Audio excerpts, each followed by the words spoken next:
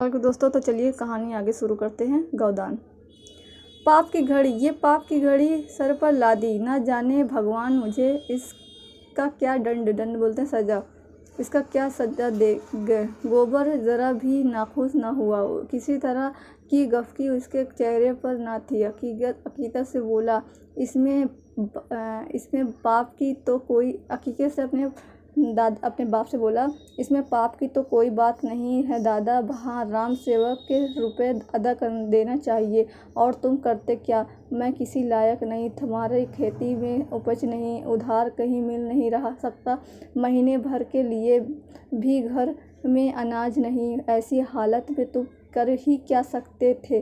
खेत न बचाते तो रहते कहाँ? जब आदमी को कोई बस नहीं चलता तो अपने को भाग ही पर छोड़ देता है।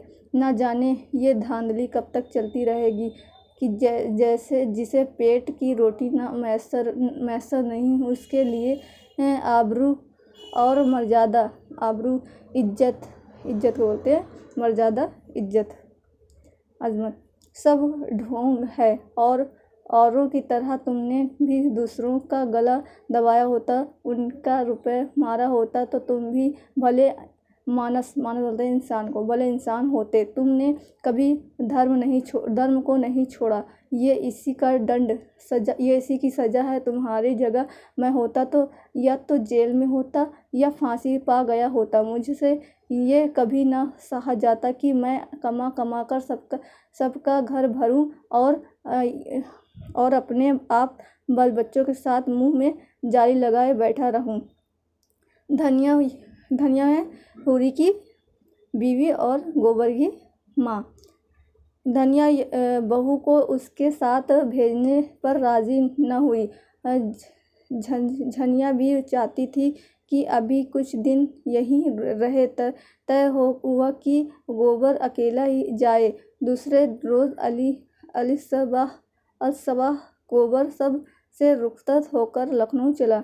उसे गांव के बाहर तक भेजने गया। गोबर से इतनी मोहब्बत उसे कभी न हुई थी। जब गोबर उसके पैरों पर झुका तो हुरी रो पड़ा, जैसे फिर उसे कभी बेटे के दर्शन न होंगे, मतलब बेटे से कभी नहीं मिलेगा। उसकी आत्मा में खुशी थी, गुरूर था और अज़म था को बेटे से ये अकीदत और मोहब्बत पाकर उसमें रौनक और बालिदगी बढ़ाव आ गई है।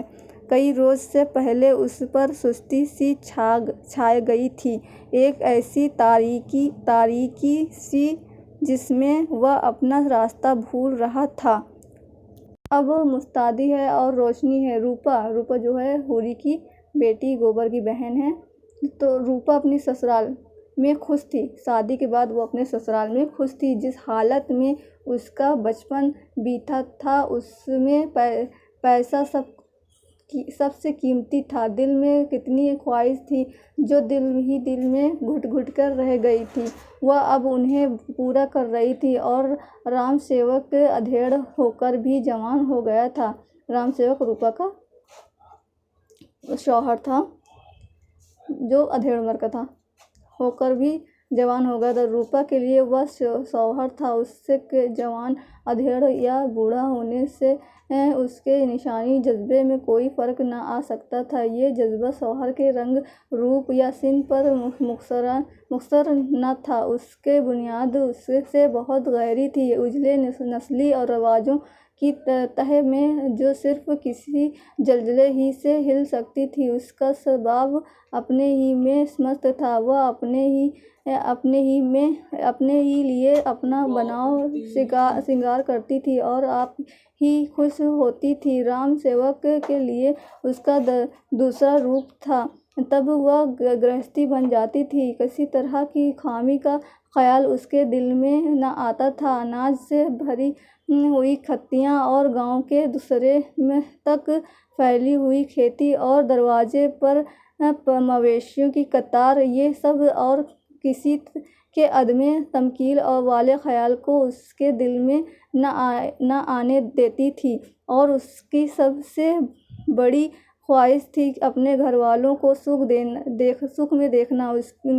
ان کی غریبی کیسے دور کر دے۔ اس گائے کی یاد ابھی تک اس کے دل میں تازہ تھی۔ وہ مہمان کی طرح آئی تھی اور سب کو روتا چھوڑ کر چلی گئی تھی۔ وہ یاد اتنے دنوں کے بعد اور بھی سرشار ہو گئی تھی۔ ابھی اس کی کانجی پن اس نئے گھر میں نہ قائم ہو پایا تھا۔ وہی پرانا گھر اس کا اپنا گھر تھا، مطلب اس کا مائکا اپنا گھر تھا۔ وہیں کے لوگ، مطلب اس کے ماں باپ، بھائی بہن اپنے بیگانے تھے۔ انہی کا دکھ اپنا دکھ، انہی کا سکھ اپنا سکھ تھا۔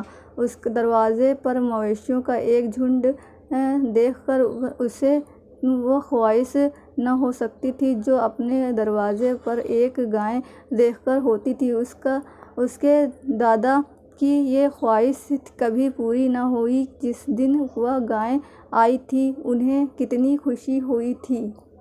جیسے آسمان سے کوئی دیوی بول رہی ہے یہاں پر، اس کے والد صاحب پہلی بار گھر میں گائے لائے تھے، اس کے بارے میں بول رہی ہے کہ جیسے آسمان سے کوئی دیوی آ گئی ہو۔ تب سے پھر انہیں، مطلب اس کے والد صاحب کو اتنی سمجھ نہ ہوئی کہ کوئی دوسری لاتے، مگر وہ جانتی تھی کہ آج بھی اس کے والد کے دل میں وہ خواہش، وہ چاہت اتنی ہی تازہ ہے۔ اب کی وہ جائے گی، وہ سوچتی ہے کہ اب کی وہ جائے گی تو اپنے ساتھ وہ دودھاری گائے ضرور لیتی جائے گی، نہیں تو وہ نوکر سے کیوں نہ بھجوا دے۔ رام سیوک جو اس کے شوہر ہیں روپا سوچتی ہے کہ رام سیوک سے پوچھنے کی دیری ہے، اور رام سیوک سے منظوری مل جاتی ہے، اور دوسرے دن ایک اہیر کی معرفت سے روپا نے گائے بھیج دی۔ اہیر سے کہا کہ دادا سے کہہ دینا کہ منگل کے دودھ پینے کے لیے گائے بھیجی ہے، اور حوری بھی گائے لینے کی فکر میں تھا۔ یوں ابھی گائے لینے کی عجلت نہ تھی، مگر منگل یہیں ہے، اور وہ منگل جو ہے اس کا پوتا ہے، گوبر کا لڑکا، وہ بنا دودھ کے کیسے رہ سکتا ہے۔ روپے ملتے ہی وہ سب سے پہلے گائے لے گا۔ وہ سوچتا ہے کہ روپے مل جائیں تو سب سے پہلے وہ گائے لے گا۔ منگل اب صرف اس کا پوتا نہیں ہے، صرف گوبر کا بیٹا نہیں ہے، بلکہ مالتی دیوی کا کھلونا ہے۔ اس کی پرورش و دیکھ ریکھ اس طرح ہونا چاہیے، مگر روپے کہاں سے آئیں گے؟ وہ سوچتا ہے مگر روپے کہاں سے آئیں گے؟ اتفاقاً اسی روز ایک ٹھیلے دار نے سڑک کے لیے گاؤں کے اوسر میں کنکر کی کھدائی شروع کی۔ حوری نے سنا تو فوراً وہاں جا پہنچا اور 8 آنے روز پر کھدائی کرنے لگا۔ اگر یہ کام 2 مہینے بھی چل گیا تو اسے گائے بھر کو روپے مل جائیں گے۔ وہ دن بھر لو اور دھوپ میں کام کرنے کے بعد وہ گھر آتا تو بالکل مرا ہوا سا، لیکن تھکان کا نام نہیں۔ اسی حوصلے سے دوسرے روز پھر کام کرنے جاتا۔ رات کو بھی کھا پی کر کپی کے سامنے بیٹھ جاتا، اور ستلی کاٹنا کہیں 12-1 بجے سونے نوبت آئی۔ دھنیا بھی پاگل ہو گئی تھی اسے اتنی محنت کرنے۔ دھنیا جو ہے اس کی حوری کی بیوی ہے، گوبر کی ماں۔ اس آدمی کو، اپنے شوہر کو دیکھ کر وہ بہت پاگل ہو گئی تھی۔ اسے اتنی محنت کرنے سے روکنے کے لیے وہ